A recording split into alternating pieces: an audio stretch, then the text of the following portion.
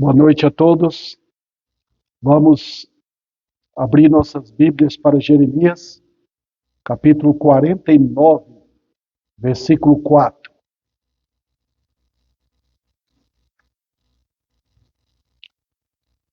Jeremias, capítulo 49, versículo 4.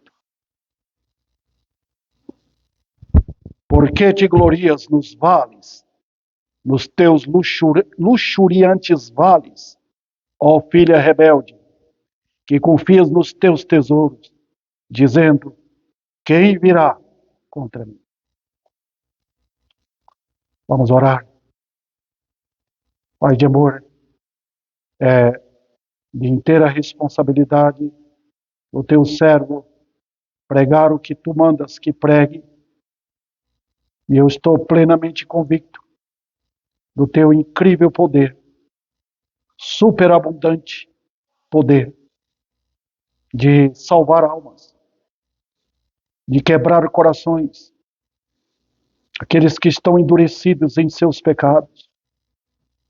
Vem, meu Deus, opera tuas maravilhas através da mensagem que será entregue nesta noite, para a tua glória, Senhor, para a tua glória. Em nome de Cristo. Amém. Eu estarei pregando nesta noite sobre o viver enganoso dos ímpios. Para os que já leram Jeremias, vocês vão ver um pouco o pano de fundo deste. Vocês lembram do contexto que está aqui? A partir do capítulo 46, Deus deixa de falar com os judeus para falar com as nações que estavam próximas lá. Aí tem aqui o povo, os filisteus, tem os egípcios, tem os amonitas, os moabitas, no capítulo 48, e tem também os amonitas, os edomitas. Esses povos viviam naquela região. E eles seriam também, conforme a profecia de Jeremias, eles seriam arrasados, destruídos por Babilônia. Babilônia não só atacou Israel, Jerusalém, atacou também essas nações. Nenhuma delas ficou impune. Nenhuma. E aqui neste capítulo, Deus está falando com os amonitas. Eles eram irmãos dos moabitas, filhos de Ló, com as duas filhas. Lembra em Gênesis? Era um povo ímpio, um povo perverso. E eles foram castigados pelo povo babilônico, né? Pelo exército babilônico. E aqui tem lições preciosíssimas que nós vamos ver a respeito desse povo. Eu quero lembrar a vocês que ao ver essa multidão andando para lá e para cá neste mundo, correndo para o trabalho, para festa, para passeio, eu não posso deixar de pregar da situação deles.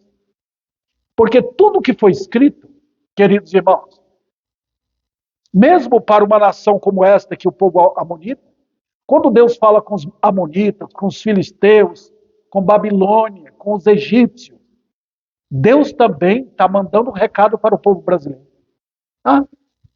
E eu lembro disso. Nós estamos vivendo numa era de tanto conforto material, né? Muito. Hoje é a época da tecnologia. Nós temos muita facilidade para ter as coisas hoje, todo o conforto que pudermos ter, né?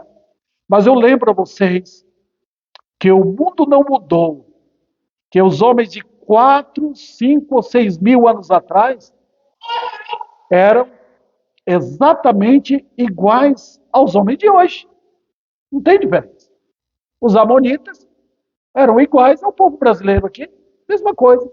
A língua difere, os costumes diferem, mas o homem essencialmente é o mesmo.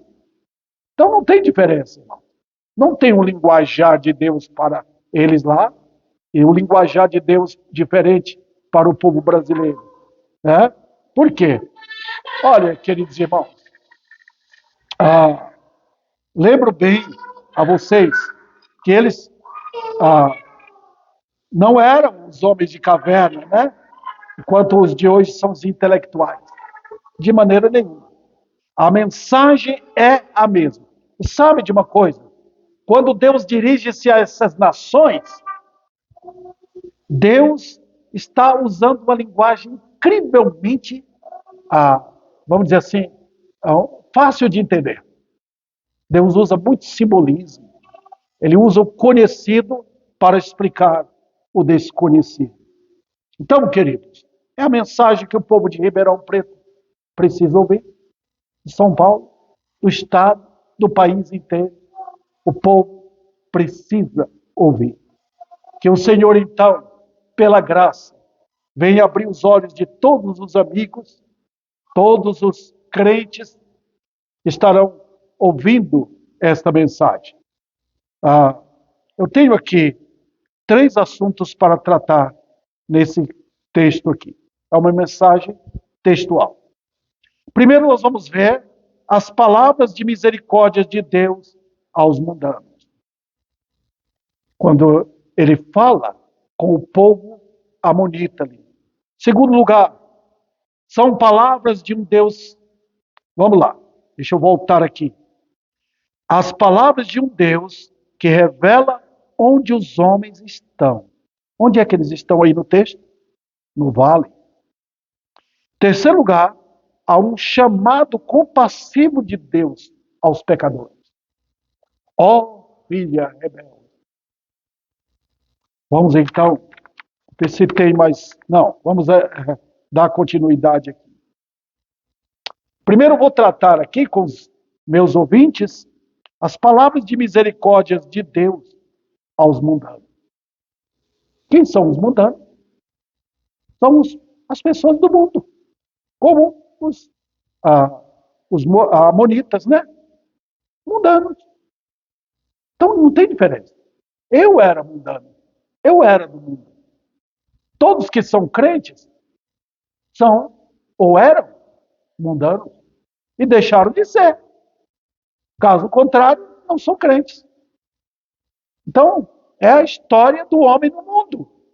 Não importa que país seja. Se é um país como os Estados Unidos, como na Argentina, como na Ásia toda, na África, os homens são mundanos. Eles não são diferentes dos amonitas. E Deus toma a sua palavra para falar aos corações de todos. Então não há... A primeira lição, digo aqui, são palavras de um Deus que tudo vê. É impressionante aqui, porque vocês podem perceber que o Deus de Israel não era voltado somente ao território israelita. A visão dele não era somente colocada em Israel. É um Deus que vê todas as nações. Não há lugar na face da terra. Não há esconderijo para Deus. Deus está vendo todas as coisas. Cada pessoa, cada criança, cada adulto, cada jovem no mundo. 7 bilhões de pessoas, nenhuma dessas pessoas fica encoberta perante o Senhor. O que está no quarto, o que está andando na rua, o que está no escuro, o que está no claro, não importa. Então não há esconderijo para ele. Ele é onisciente. Ele está vendo tudo. Não tem escuridão para Deus. Então não há distância, não há. Aquele que governa o céu e a terra, nada perde de vista. Nada. Os homens no mundo pensam que pode esconder de Deus. Esconde no quarto, vive na prática dos seus pecados, pensando que Deus não está vendo. Todo homem no engano do pecado é assim. Davi, quando pecou com Batseba, aquela mulher, ele ignorou o fato de que dentro do palácio era ele e ela, e Deus observando a afronta dele perante os olhos do Senhor. E com ele. Então há um Deus que vem. Isso não dá medo? Isso não nos leva à humilhação? A sair de mãos erguidas e dizer, eu me entrego? Também, as palavras que vemos aqui em Jeremias 49:4 são palavras de um Deus santo. Olha, que fantástico. Veja, em sua santidade, ele odeia o pecado. A nova era hoje, queridos, pintou um Deus segundo o padrão dos homens. Tudo esse sistema político e religioso do mal, essa febre que o diabo infestou toda a sociedade, eles estão querendo dizer que Deus mudou. Que o Deus de antigamente não é o Deus de agora. Que é um Deus agora que entende as pessoas. Um Deus que percebe o sofrimento do povo. Um Deus que está dizendo, é direito do jovem pecar, do adulto pecar. É um Deus que aprova o adultério, fornicação, roubo, mentira. É um Deus que cedeu aos direitos do ser humano. Mas, notem, o Deus que falou com os amonitas é um Deus santo. O título dele é santo. O trono dele é santo. De eternidade a eternidade. Ele é santo. Ele é chamado Santo de Israel. Podemos chamá-lo de Santo da Igreja. Nunca mudou. Nunca diminuiu a santidade dele. Porque para todos sempre ele é santo. Então, o que nós podemos dizer? Ele não mudou a lei dele. A lei não ficou extinta, não. Você observa a santidade de Deus na lei dele. O que ele fala? Ele odeia o pecado. Então, você que acha que Deus mudou, cuidado. Porque ao abrir a Bíblia, a boca de Deus vai falar. No Salmo 5, ele claramente expõe o ódio dele contra o pecado e contra o que pratica o pecado. É assim. Ele odeia o mal. E ele não mudou. Aí você diz, puxa vida, mas ele não é amoroso? Espere, cuidado. Porque você não pode retirar a santidade dele, desligando do amor dele. Você pode ter certeza, o amor de Deus é santo. E na santidade dele, ele ama. Então, não pode mudar a coisa. É igual o sol.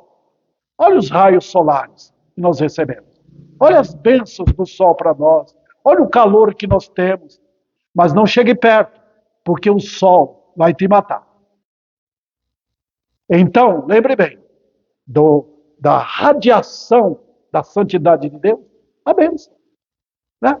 Os crentes hoje desfrutam da santidade, porque daquela santidade veio o amor aos perdidos. Olha ele falando aqui para os amonitas. Ele deixou de ser santo? Não, ele está falando da santidade dele. Dá uma olhada no versículo. Veja. Olha, queridos. Então, tudo que é feito, não para a glória dele, tudo que acontece no mundo,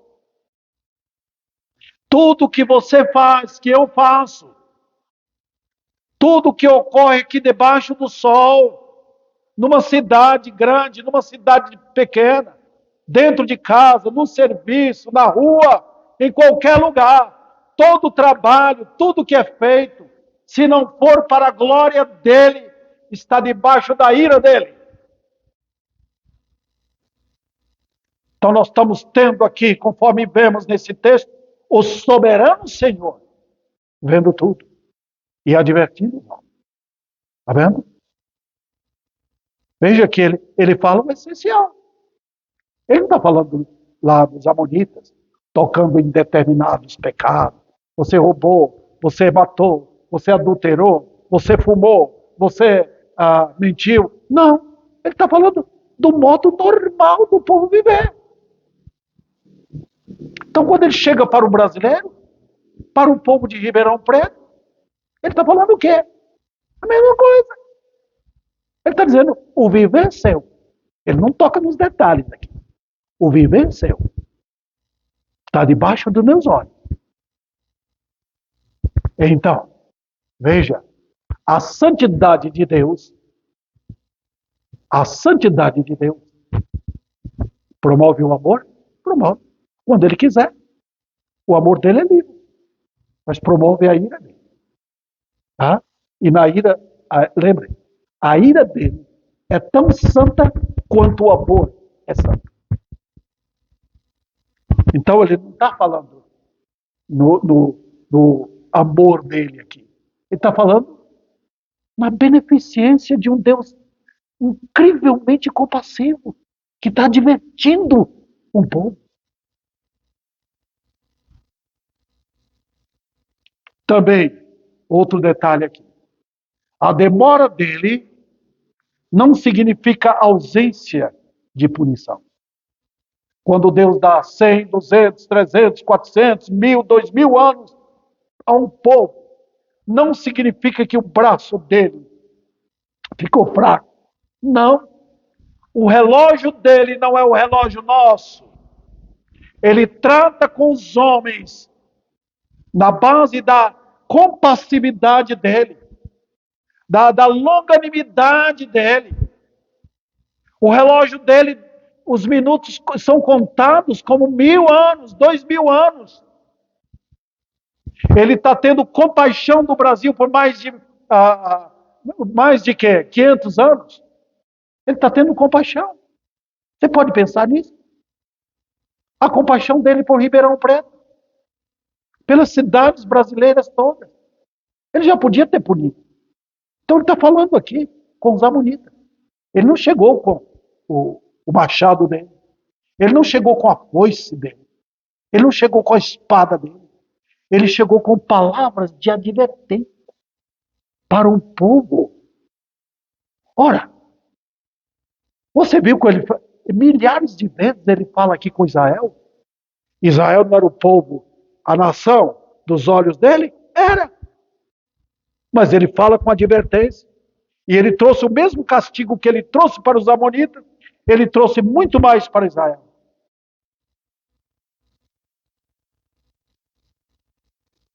Outro detalhe aqui. A demora dele não significa ausência de punição, porque a demora indica misericórdia e tempo adequado para o julgamento maduro. Quando você plantou laranja, plantou manga, e você vê as mangas nascendo, não chegou a hora da colheita. Vai chegar o momento que elas vão ser tiradas. Não é verdade? Deus dá um tempo, até que o juízo dele amadureça. Chegou o momento. Você viu o que ele fez com aquele povo no território de Canaã? Conforme Levítico, a partir do capítulo 18. O que é que ele faz? Ele adverte, e agora chegou o momento da punição. Ok. Outro detalhe aqui, irmãos, são palavras de um Deus onipotente. Quando ele está falando com os amonitas aqui. Então, se são palavras de um Deus onipotente, você sabe o que é a onipotência de Deus? Você já parou para pensar no terror da onipotência de Deus? O Deus que prometeu cuidar dos filhos dele, prometeu também derramar a sua fúria para toda a eternidade contra os ímpios, contra homens e mulheres que querem viver nos seus pecados. Ele prometeu, e ele vai fazê-lo. Você quer saber? Olha o livro de Apocalipse. quando Deus vai julgar toda a terra naquele período da grande tribulação, ele vai derramar sua fúria. E quando completa Apocalipse, fala do lago de fogo, onde a fumaça do tormento, a ira de Deus, dura para todo sempre. Nós estamos vivendo num país que não há punição. O bandido, o ladrão, o assassino, ele é preso. Daqui a alguns dias ele é solto. Então você pensa que Deus é assim, que o castigo dele é por pouco tempo. Não. A vergonha que ele traz para o ímpio é vergonha eterna. A escuridão, o terror da escuridão é para todos sempre. O forno, a fornalha da ira dele dura para sempre. A lenha não apaga. Não vira cinza o inferno. Não. É para todos sempre. A fúria de Deus erguendo. Você já viu o vulcão? O vulcão demora, mas depois entra a erupção. E aí as lavas vão sendo derramadas para todo lado. As lavas da fúria de Deus não cessam. É para a eternidade. E você que está brincando com o pecado, acorda. Então, a pergunta dele, que nós temos aqui no versículo 4, por que te glorias nos vales, nos teus luxuriantes vales, ó filha rebelde, que confias nos teus tesouros, dizendo, quem virá contra mim? A pergunta dele mostra o quanto ele vê a insensatez dos homens. Não tem ninguém para falar. Para o mundo aqui, a vida está normal. Para Nova Era, pegou o homem como diz lá em Santa Catarina, pegou o homem de vereda. Né? Foi de repente, né? Satanás pegou. Mas notem, queridos, Deus está falando da insensatez. Hoje não tem pregadores mais que tratam da insensatez do homem, da mulher, do jovem. Não tem mais. Então, precisa de uma voz profética para isso? Precisa. Precisa de Jeremias. Precisa de um Isaías, de um Ezequiel, de um Elias. Precisa. Então, veja, a insensatez dos homens. Deus está mostrando o que estão fazendo. Eles estão pensando que eles são sábios. Mas Deus está dizendo, vocês são loucos. Eles estão pensando que eles são espertos. Não são, não. Por que te glorias nos vales? Nos teus luxuriantes vales? Filha rebelde, que confias nos teus tesouros, dizendo, quem virá contra mim? Outro detalhe. Irmãos, revela também que é no vale que os homens estão vivendo na soberba. Olha o que diz o texto. Por que te glorias nos vales? Que linguagem! Eu amo a linguagem do Velho Testamento. Eu amo a linguagem divina. Me chama a atenção. Me desperta para pregar. Porque é a linguagem de Deus. Ele fala o que qualquer pessoa pode entender. A minha cidade lá na Bahia, onde eu nasci, é um vale. Então a Bíblia usa o vale porque é um lugar lá embaixo, cercado de montanha. Um vale. Né? Mas notem, a Bíblia, na linguagem profética, fala do vale para referir ao mundo. Olha o Salmo 23. Ainda que eu ande pelo vale da sombra da morte. Incrível como o mundo é descrito assim. O vale da sombra da morte. Os amonitas, habitando no vale, estão achando que está tudo bem. Que não há perigo. Está tudo bem. As montanhas, trazendo chuva, trazendo bênção, inundando o vale, pode plantar, tem colheita, eles estão seguros. Mas Deus chega de cima e fala de cima para eles. No vale, vamos lá. A impressão que dá no mundo, o mundo traz essa impressão de bem-estar, de segurança e de felicidade. Olha o que acontece. No mundo é assim. Mesmo que apareça terrores, apareçam inundações, misérias, gente morrendo, pandemia e outras coisas. Mas quando tudo aquilo passa, os homens voltam a respirar.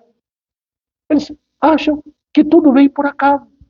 Eles não veem a mão de Deus. Foi assim com Israel. Nós lemos no livro de Isaías, capítulo 22, que o povo está vendo a guerra chegando. Aí eles armam aqui, colocam a barricada para impedir o soldado inimigo chegando. E Deus fala, por que vocês fazem isso? Por que não olha para cima? De onde está vindo? Está vindo de mim. Foi o que aconteceu com Josafá. Quando Josafá viu cercado, inimigos viriam para destruir, massacrar Jerusalém. Eram 3 exércitos juntos. O que ele fez? Naquele momento, aquele homem de Deus, Josafá, olhou para cima. Aí ele clamou ao Senhor. Ele entendeu que vinha de Deus. Então ele foi clamar ao Senhor. Então no vale é assim. O mundano não percebe. Tudo que vem contra ele, passou o aperto, passou a angústia, vem uma felicidade banal. Eu tenho certeza que depois que o exército de Faraó morreu no Mar Morto com ele, o egípcio voltou à sua normalidade. É assim o mundo. Vamos lá. Olha a linguagem de Deus. Revela que é no vale que os homens estão vivendo de que maneira? Na soberba. Onde tem isso aqui no texto? Por que te gloria? Gloriar é o quê? É soberba pura. A Bíblia manda a gente gloriar em Cristo, na salvação. Mas aqui os mundanos não fazem isso. Os mundanos, eles se gloriam no vale. Aqui está tudo bem. Eu tenho uma casa, eu tenho dinheiro, eu tenho trabalho. Né? Eu estou cercado de proteção. Eu tenho amigos. Eu estou pensando nisso. Meu sonho é esse. Eu quero viver assim. Olha que coisa. Vê o mundo como está hoje. Vê como está a miséria do mundo. E os homens estão sentindo um sabor de gloriar-se neles mesmos, não em Deus. Olha a religião moderna. Tudo cobre o homem mundano de favor. Eles estão vendo os falsos mestres aí pregando, dizendo Deus te abençoe, vai com Deus, Deus está contigo, olha, Ele vai abençoar teus sonhos. E teu povo está vivendo no pecado, na miséria. E Deus chega. Por que te glorias? Por que te glorias, ó rico? Por que te glorias, ó jovem?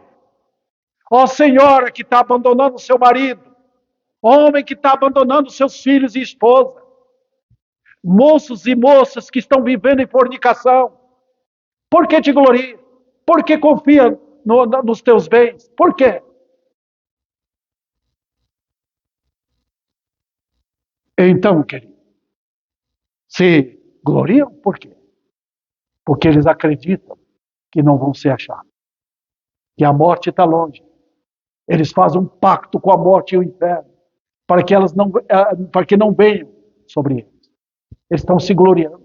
Eu tenho saúde, eu estou bem, eu não preciso ouvir Deus falando mais comigo. Está tudo bem, eu tenho trabalho, eu tenho comida, eu tenho tudo para viver cada dia bem.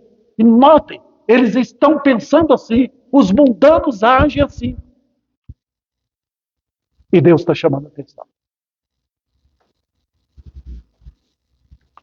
Revela também a razão por que este mundo é tão aprazível e desejável aos homens. Onde você vê isso no texto?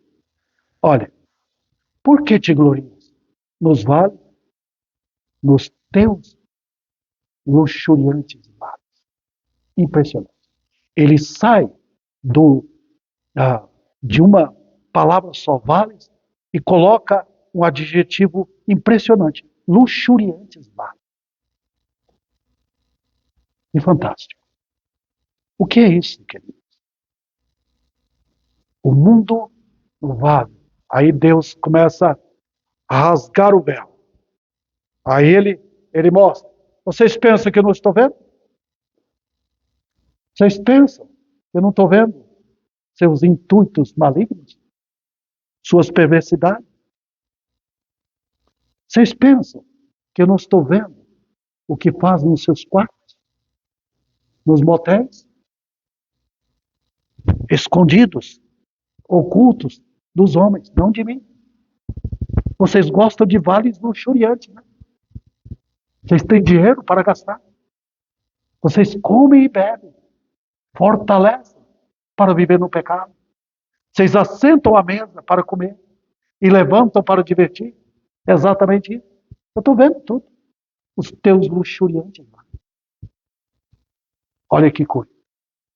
O mundo é mergulhado em paixões. O mundo é assim. E as paixões deste mundo caminham para a luxúria. Nós estamos vivendo agora assim. As paixões comuns da sociedade são transformadas em luxúria. O capítulo 1 de Romanos trata sobre isso. E que eles deixam a normalidade do pecado. Normalidade. Para passar para devassidão no pecado. Maldades e maldades. Porque Deus destruiu os amalequitas. Eles eram extremamente perversos.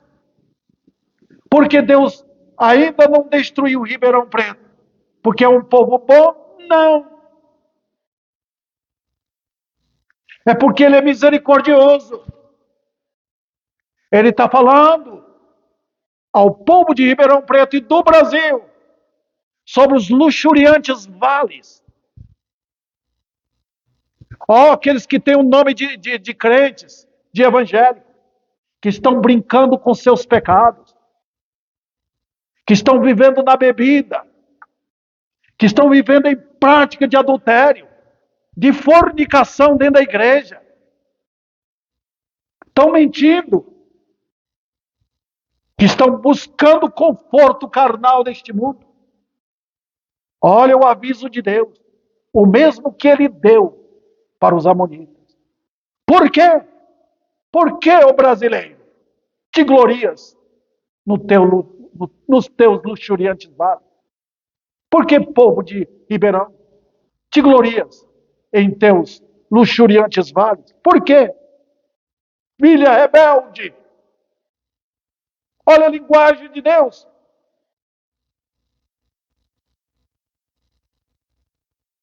Nada há no mundo que venha exaltar o homem à presença de Deus. Nada. É um vale. Não há prazer nos montes, só nos vales. O homem quer descer. E quanto o vale é mais profundo, mais perto do inferno está. Teus luxuriantes vales. O mundo tem tudo.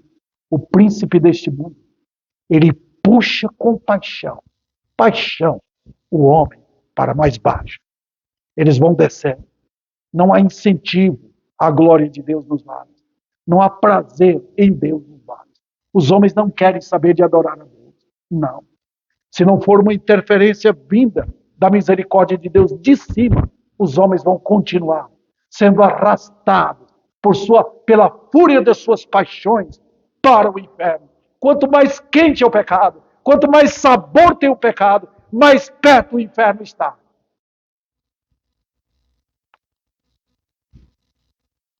Deus está fazendo também essa advertência. Por quê? Porque quando a ira de Deus chega, o pecado vai ficando mais intensivamente terrível. Deus, na sua fúria, Ele faz com que o desejo da soberba da vida se torne uma paixão tremenda. Quando Deus está na sua ira, Ele ordena que a mentira seja aceita. E então entra o espírito de mentira. Quando Deus, na sua ira, derrama o seu furor, vem em forma de intensificação de paixões sexuais. E a coisa toma conta do ar. Ninguém segura. Não há poder no homem capaz de dominar as paixões terríveis que vêm do espírito de mentiras quando Deus ordena. É isso que você quer? Então vai ter.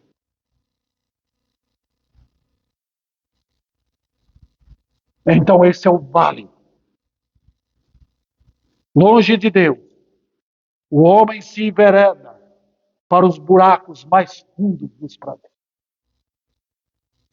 A ganância por dinheiro, a ganância pelos vícios malignos, tudo isso faz com que o homem ame, deseje, sonhe, quer um Deus que abençoe seus pecados. Eles fazem os bezerros de ouro e chamam de Deus, chama de Jesus o bezerro de ouro deles. Chama de Espírito Santo e convoca pregadores para dizer, está tudo bem, vai em paz. Foi assim nos dias de Jeremias. Sempre, no vale, aumenta o número de falsos mestres.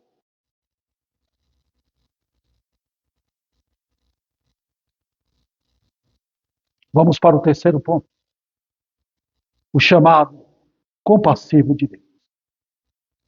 Olha, quando Deus fala, quando Deus volta a face dele, face de amor, face graciosa dele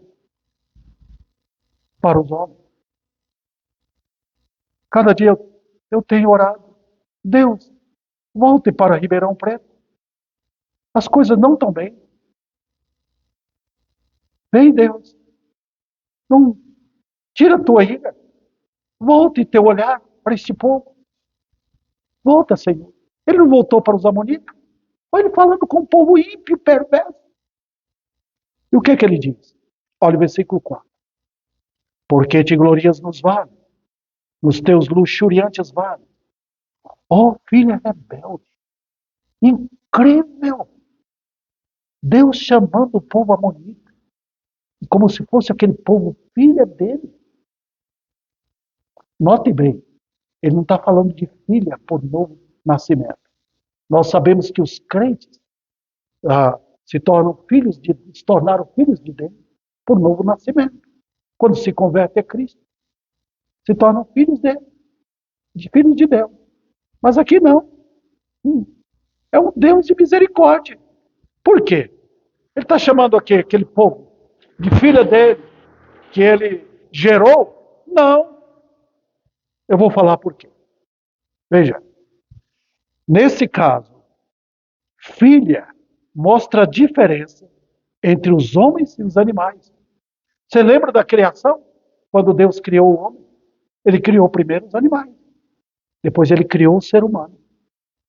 Que intenso amor de Deus criou o homem do pó da terra e pôde conversar. Ele não conversou com o leão. Não, o leão não falou com Deus. Um cavalo, um boi, os peixes. Não. Mas a Eilo, Deus, dando ao homem a comunicação dele. Que amor. Eu fiz você para você ser a coroa da criação. Comunicando com Deus. Que linguagem é essa? É a linguagem de alguém que foi feito na criação a imagem e semelhança de Deus. Que fantástico. Né? E aqui, por que ele está falando isso? Porque Deus fez assim. Então a queda do homem foi uma queda como se fosse uma filha rebelde. Deus usa uma linguagem feminina, não masculina. Ele sempre lembra do que ocorreu na queda. A mulher tomando a frente. Dizendo não para Deus. Olha, filha rebelde. Ele faz diferença. Ele comunica com os homens. Hoje até, com essa inundação de superstição, tem pessoas que oram até pelos cães. Você imaginou? O cachorrinho de estimação, orando para Deus curar. Deus não tem nada a ver com animais. Ele cuida dos animais. Mas quando ele comunica com seres humanos. Lembra que ele fala, que é mais importante os bois, os animais, ou o homem? É mais importante o homem. Então Deus está falando aqui, vocês não são animais. No vale, os homens vivem como animais. Eles vivem de comida. E é pior ainda do que animal. Porque cada vez mais o pecado, ele vai afundando o homem. Nota o quê? O pecado, não tem pecado nos animais. Um cão, ele não vai de corrupção para corrupção. Não. Ele vive, os animais vivem daquilo que é a natureza deles, Deus deu. Então, quando entrou o pecado, eles vivem correndo atrás de comida. Olha os peixes se defendendo por causa do pecado. O ser humano não. No vale, ele se torna pior. Ele vai descendo para o inferno. Os animais não descem para o inferno. Os homens descem. Que coisa. O animal morreu, acabou. Seu cãozinho de estimação morreu, não chore. Acabou para ele. Mas quando morre um homem ou uma mulher, ele está indo para o inferno. Ele vai sofrer eternamente no pecado. Por causa do pecado no inferno. Então Deus está falando o quê? Oh, filha rebelde. Oh, filha rebelde. Volte ao pecador. Volte para mim. Olha que amor incrível. Você lembra do filho pródigo? Eu imagino o pai esperando, olhando pela janela, pela porta. Será que ele vem? E com braços abertos. Será que é meu filho? Nós temos alguns hinos no cantor que trata disso. Vem filho perdido, ó pródigo vem. Se afastou de Deus. Você fugiu dele.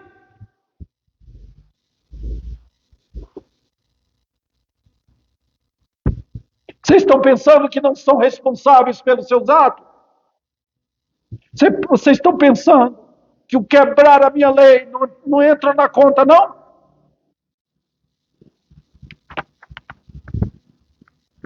Ele está dizendo, mesmo o homem, dando as costas para ele, correndo em busca de ídolos, que acham que vão abençoar suas paixões. Deus está falando com os homens e mulheres. Vocês me abandonaram. Vocês adulteraram, buscando os ídolos. Volte para mim. Impressionante. Deus se porta como um homem que foi traído pela esposa. Ele diz, volte. Eu receberei. Olha o coração de Deus para mudar o homem. Então também, nessa compaixão, ele mostra quão inútil e vã é a confiança dos homens. Olha o que diz o texto. Veja, ó filha rebelde, que confia nos teus tesouros. Que coisa. Segundo o que Deus mesmo mostra aqui. Onde está a confiança do homem? A confiança está no seu tesouro. Você está falando, pastor, nós não temos tesouro. Nós moramos numa casa simples. Vivemos daquilo. Espera um pouquinho. O tesouro é aquilo que você confia. Onde está o teu tesouro? Aí está o teu coração. Onde está o teu coração? Então, aquilo que é o seu tesouro. Pode ter certeza. Que confia nos teus tesouros. Você confia nos seus ídolos. Você joga beijinho para eles. Porque você pensa que os teus tesouros, os seus tesouros, vão lhe abençoar. Vão deixar você viver do jeito que quer. Você, com os seus tesouros, onde está o seu tesouro? Você está atrás de suas paixões. Você quer viver de suas paixões. Então você faz do seu tesouro o seu, vamos dizer assim, o seu cerco.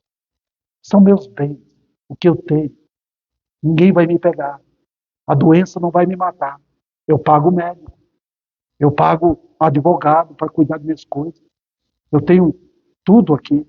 Ninguém vai me deter. Talvez você diga, mas eu sou pobre, não pago isso. Aí você confia. Confia que seu remédio que você tomou, o chá que você fez, vai livrar você do castigo eterno. Não é verdade? Você faz isso.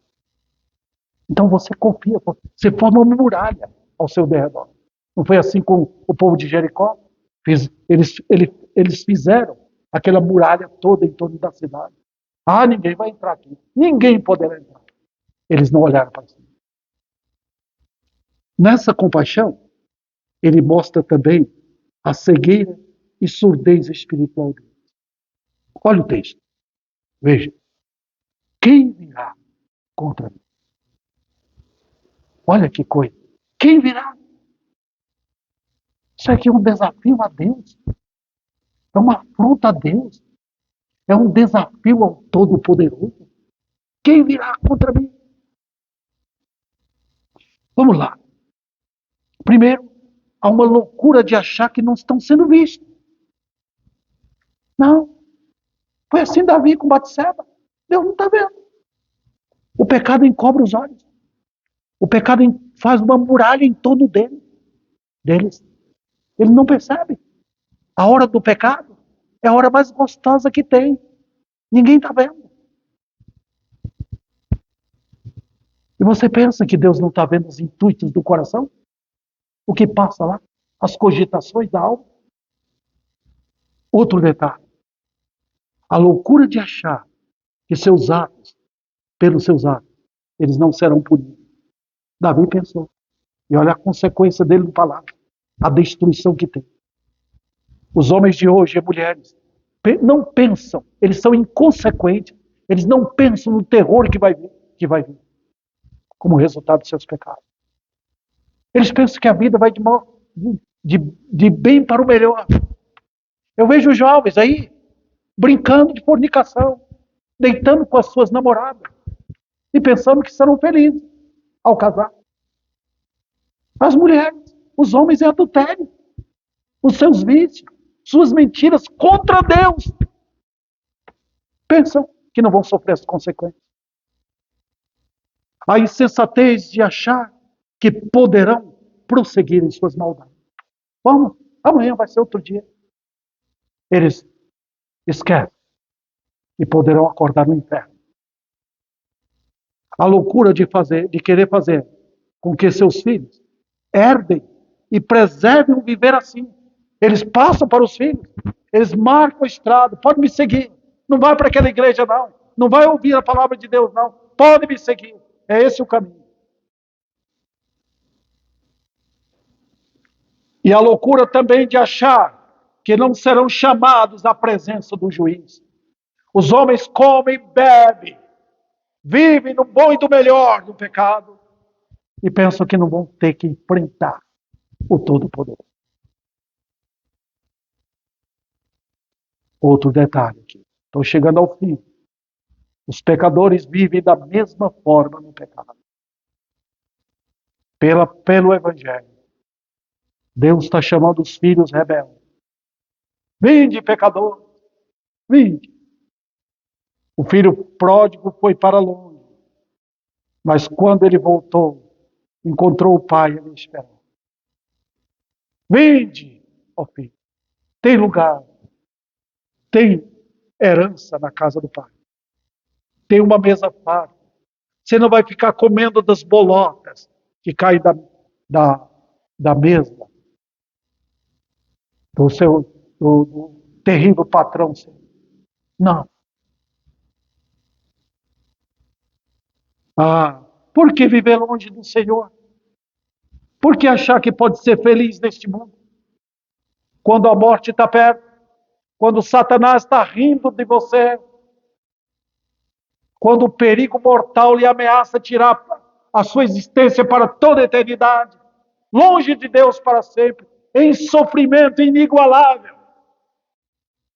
Amigo, você não é um animal, você é um ser humano, e Deus está falando a sua mente para você se arrepender.